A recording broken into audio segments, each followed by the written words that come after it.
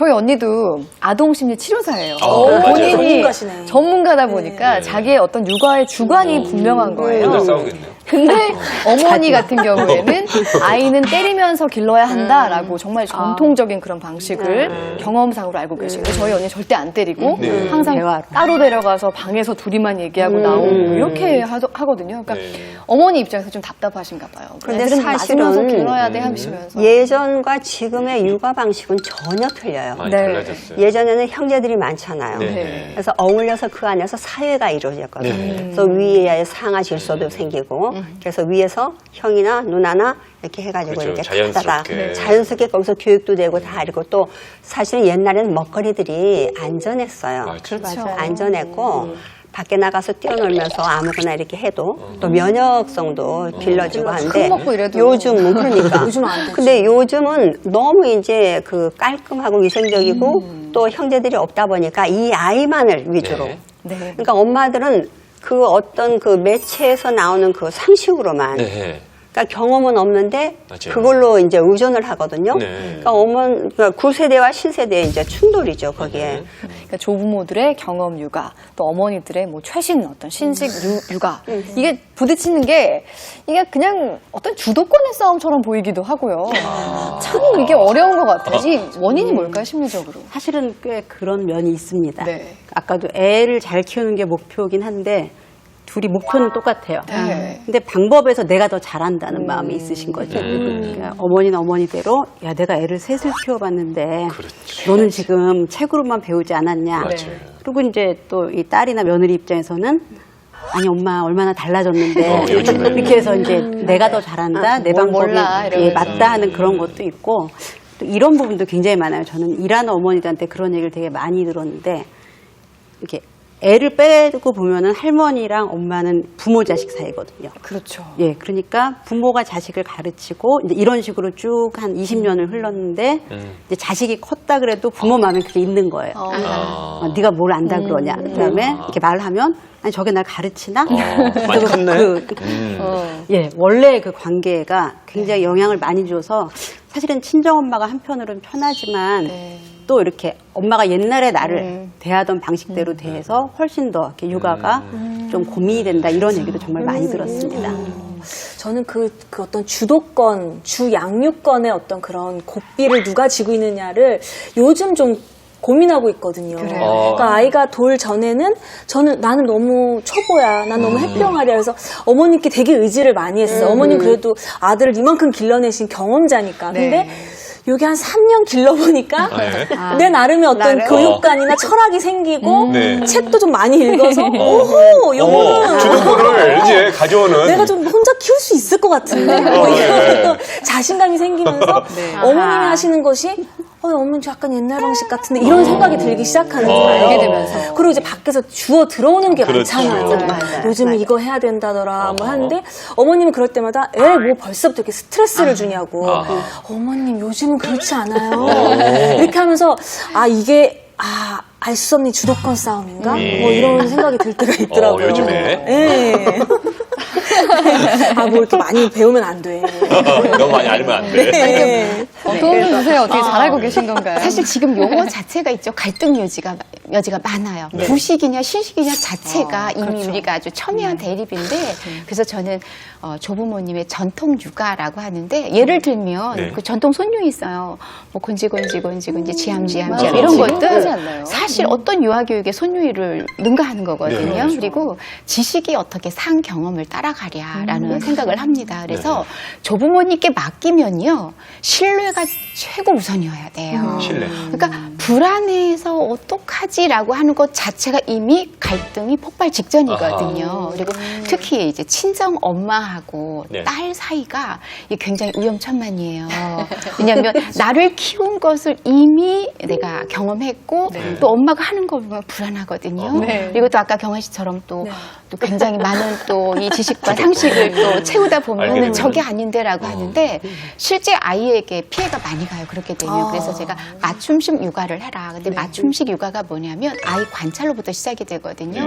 근데 하루 종일 아이를 제일 관찰 잘하는 사람이 누군가 보면 바로 할머니시거든요. 그렇죠. 계속 붙어 그렇기 있으니까. 때문에 할머니를 적극 존중하고 활용하지 않으면 그 사이에서 가장 힘들어하는 것이 말을 제대로 표현하지 못하지만 바로 손주거든요. 그래서 목표가 우리 하나라고 했잖아요. 아이 잘 키우기라고 한다면 두 어른의 이 조정이 굉장히 필요한 요소입니다. 그러게요. 주변에 친구들이 이제 육아를 담당하는 친구들이 많은데요.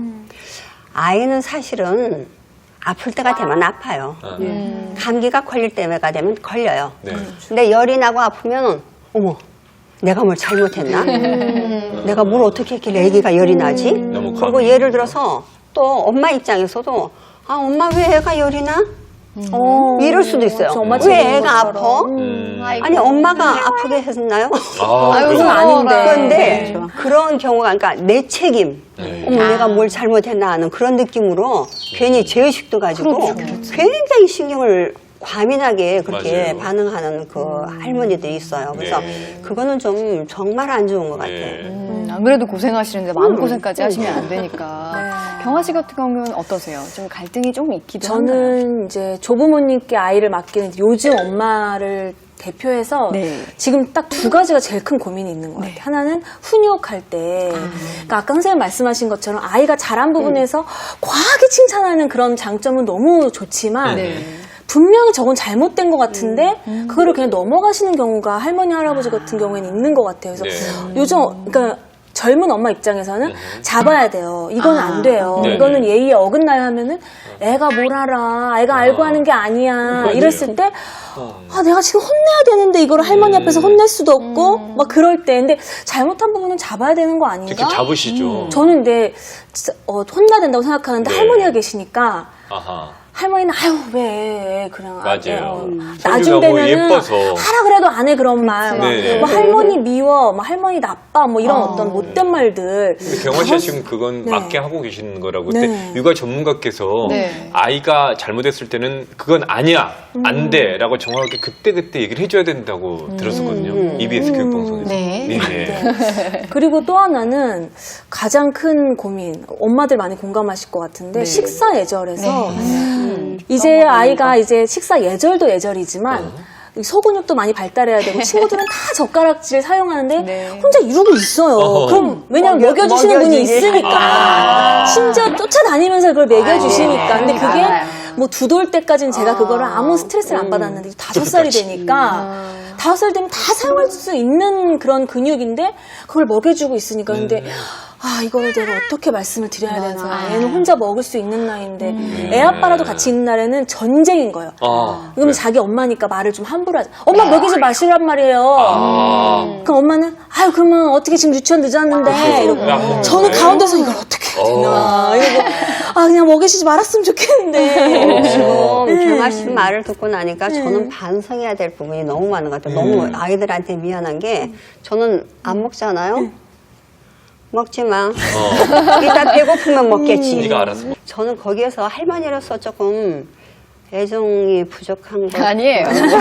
그런 문제는 아니지만 네, 경험치에 따라서 다 다르게 적용이 되는 것 같습니다. 네. 그러니까 오냐오냐 하는 조부모 때문에 아이들 나쁜 습관 들진 않을까 이건 말도 못하겠고 갈등 생길까 봐 좀 조심스러워하는 분들이 있을 것 같은데 이럴 경우에는 어떻게 얘기를 하면 참 좋을까 지금 궁금하거든요. 보시면서 엄청 공감할 거예요. 특히 네. 이제 식습관 문제하고 그렇죠. 겨루뜨리는 건데 이건 엄마하고 할머니의 공동 작전이 필요한 거거든요. 공동 작전? 네, 공동 아까 말씀하신 작전. 그 식습관도 있죠. 네. 충분히 가능한 것이 할머니를 가르치지 않으면 돼요. 근데 대체적으로 어떻게 하냐면 그렇게 하지 마시라니까 그러시네요부터 하는데 우선 할머니의 그 고충을 먼저 헤아리고. 네, 드려야 돼요. 왜냐하면 먹여주시는 할머니도 꼭 그렇게 잘한다고 생각하시진 않으세요. 근데 유치원이 늦는다든가 얘가 부지하세요 기다리고 있으니까 먹여주는 거거든요. 또 사랑의 표현. 그러니까 어머님, 우리 누구누구가 안 먹으니까 정말 속상하시죠. 하면서 어머니 마음을 먼저 만져준 다음에 어머님, 근데 혹시 이거 고칠 좋은 방법 없을까요? 하면서 어머님께 지혜를 얻어내는 것처럼 이미 엄마는 다 알고 있어요. 어떻게 해야 되는지. 하지만 어머님 손에 맡겼으니까 어머님의 지혜를 빌려주세요라는 게 이게 아다르고 어다른 정말 거거든요. 자발적으로 그러면 해줄 수 이제 있게끔. 그러니까 너 없을 땐 더 한다 뭐 이러시면서 이제 이르기도 하시면서 맞아요. 어떤 방법이 좋을까가 이제 둘이 이제 의논이 되는 거죠. 혼자는 그치요. 네. 얼마나 그러니까 힘드니까. 가르치고 지적이 아니라 어머님의 말씀 따르겠다. 그럼. 네. 사실 근데 이게 한 끗 차이거든요. 이걸 어떻게 마음 상하지 않게 부탁을 드릴까 이 고민만 했지 네. 이걸 어떻게 어머님과 함께 슬기롭게 괜찮네. 극복할까라는 생각은 공동 못 육아 했었던 작전. 거거든요. 네. 되게 현명한 방법인 네, 것 같아요. 근데 이게 없으면요, 네. 한 유치원에서 5살 아이가 이제 등원을 해서, 선생님, 우리 할머니, 우리 아빠한테 혼났다요? 뭐 이렇게 이러는 거예요. 그래서 얘기를 들어보면 지금 비슷한 사례예요. 그래서 어떻게 혼나는가 들어보니까, 이제 왜 애 밥 먹여주느냐. 그러니까 애가 자꾸 버릇이 없어진다. 이러면서 이제 아빠 나름의 이야기를 한 건데, 그게 아빠한테 할머니가 혼난 겁니다. 이렇게 얘기가 와전이 되는 경우도 있으니까요. 정말 공동 육아 작전 작전. 필요합니다. 맞아. 네, 맞아. 그러니까 같이 이렇게 합심해서 뭐 칭찬을 하거나 이런 것도 방법이 될까요? 굉장히 좋은 방법이죠. 근데 이 칭찬도 엄마가 일방적으로 하면요, 또 할머니가 옆에서 본의 아닌 방해를 놓을 수가 있어요. 예를 들면, 어머, 우리 선율이가 혼자서 밥도 잘 먹네 이랬는데, 얘 그런 소리 마. 너 없을 때는 내가 이러면 이제 상통되는 거기 때문에 어머니께 그것도 미리 양해를 구하는 게 공동 육아예요. 작전이구나. 어머님, 제가 일부러 칭찬을 할 건데요. 어머님, 그럼 그때 옆에서 조금 맞장구 좀 쳐주세요. 이러면 싫다 하시는 분 안 계시잖아요. 그러니까. 그러면 그 아이 앞에서 이제 한 숟갈이라도 먹을 때 우리 선율이 밥도 잘 먹죠. 어머니 진짜 밥도 잘 먹죠. 막 이러면서 그럼 아이도 체면이 있거든요. 맞아. 그렇기 때문에 정말 내가 잘 먹어야 되겠구나 이러면서 이제 맞아요. 엄마하고 할머니가 뭔가 좀 잘 맞는 듯한 느낌. 그러면 아이가 시소타기를 안 해요. 이게 균형을 굉장히 잘 잡게 되거든요. 그래서 칭찬도 이렇게 노하우가 있을 것 같습니다. 네. 그리고 예를 들어서 엄마한테 어떤 요구사항이 있을 때 둘이서만 얘기를 해야지 아이 앞에서 그런 얘기를 하면은 절대 안 좋을 것 같아요. 네, 지적하는 얘기 네, 주는 네. 거예요. 네. 이게 근데 경우에 따라서 밥 먹는 거 뭐 치카치카하게 싫어하는 거 네, 다 네. 적용 가능하겠어요. 네, 그렇죠. 네. 그럼 엄마랑 이렇게 조부모님이랑 같이 이렇게 협동 작전할 수 있는 거 또 한 가지 방법을 소개해 주신다면 어떤 게 있을까요? 아까 지금 칭찬 얘기하셨는데요. 네. 만약에 아이가 엄마 앞에서는 굉장히 잘 들어요. 네. 이제 듣는 척일 수도 있어요. 근데 할머니는 만만하시거든요. 네. 그럴 때는 오히려 아이 앞에서 어머님 만약에 우리 누구가 약속을 안 지키면 저한테 얘기해 주세요 하는데 그걸 비밀스럽게 하지 말고 들리게. 할머니, 아이, 엄마 셋이 있는 데서 아주 공표를 하는 것이 굉장히 좋아요. 그러면 이른다는 형식이 아니라 네. 당연히 내가 어떠한 행동을 잘못했을 때는 할머니와 할머니께서? 엄마가 다 알고 계시는 거고 그러면 이거야말로 또 아이가 이 교육의 일관성의 혜택을 받게 되는 맞아요. 거거든요. 네. 습관 목록 같은 걸 만드는 것도 좋다 뭐 이런 얘기도 네, 있던데요. 습관 목록 만들 때는 이제 엄마는 이미 어떤 습관을 잡아야 되는 걸 알고 계시지만 이럴 때도 할머님께 좀 일임하는 형식이 좋겠어요. 어머님 어떤 걸 좀 하면 좋을까요? 이러면 이제 어머니께서 그동안 육아하면서의 고충이 또 다 나오고. 나오거든요. 그럼 이제 맞장구 쳐는 거예요. 어머니 그동안 얼마나 이것 때문에 힘드셨을까요? 그래요. 우리가 진작 이걸 좀 했으면 얼마나 좋았을까요? 이러면서 어머님 또 뭐가 있을까요? 이러면서 안 나오면 어머니 이거는 어때요? 이렇게 하면서 습관 목록을 만드는데 요 목록의 주도권을 누구한테 드리냐면 네. 어머니께. 그리고 아이의 습관이 잘 수정이 되면 어머님 덕분 이렇게 어머니께 이거 정말 공을 돌리는 지혜로운 거예요. 지혜롭고 지혜로운 마지막으로 아이죠. 이제 어머니 좀 엄마죠. 좀 혹시 적으신지 한번 그러면 지혜롭고. 100점이네요. 네, 근데 아이한테 칭찬 같은 거 할 때 네. 좀 근데 좀 이렇게 좀 딱 알맞게 칭찬해주면 좋은데 너무 칭찬하다가 너무 버릇없는 아이가 된다든지 좀 과할 수도 있을 것 같은데 그런 거 어떻게 좀 적정하게 해주면 좋을까요? 우리가 조부모 육아하면은요 응석바지 네. 뭐 너무 지나친 뭐 칭찬과 사랑 이렇게 하는데 사실 사랑 많이 받아서 잘못되는 아이는 없는데 이게 좀 기준이 없어질까봐 걱정이거든요. 근데 할머니의 그 쏟아붓기식 사랑과 받는 아이 사이에 누가 있냐면 엄마가 계세요. 그래서 엄마가 이 균형을 잘 잡아주면 되기 때문에요. 네. 고쳐야 될 부분을 너무 할머니께 맡기지 마시고 엄마가 해야 될 부분을 절대 포기하시면 안 되거든요. 근데 귀찮다고 혹시 미루거나 이러다 보면은 그 이계형 사랑 때문에 아이가 정말 버릇이 없어지거나 이럴 경우도 있을 겁니다. 뭐 진짜 너무 스스로 뭔가 안 하고 조부모님한테만 너무 의지할 경우에는 어떻게 하면 좋을까요? 사실 엄마가 조부모님께 맡긴 거지요. 조부모의 아이가 아니에요. 한치 건너라는 말을 우리가 하는데 요즘 혹시 육아 지식으로 엄마가 똘똘 뭉쳐 있지만 실제 가슴으로 사랑하는 것은 좀 방치하고 있는 건 아닌가라는 부분도 돌아봐야 되는데 할머니가 하실 수 있는 육아가 있고요. 엄마 아빠가 하실 수 있는 육아가 있어요. 잘못하면 지적하고 훈계하려고 하는 것이 아니라 그 부분에 대해서는 엄마 아빠가 몫을 반드시 하셔야 되고요. 할머니 할아버지는요 좀 선한 역할을 할 수 있게 악역을 하지 않도록 해주시는 것이 굉장히 중요합니다. 어떤 한편으로는 이런 게 있어요.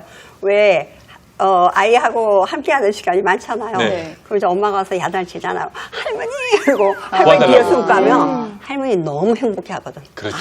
내 새끼, 그 말 듣고 한번. 그랬어. 예, 막 이렇게. 네. 그러니까 이것 때문에 위기 질서가 깨질 수가 있어요. 왜냐면, 할머니한테 모든 게 다 통하는데 엄마만 나타나면, 그러니까 그런 것도 굉장히 조심해야 될 부분인데, 네. 할머니들이 은근 그걸 즐기거든요. 어때요? 이런 힘은 좀 실어줄 필요가 있을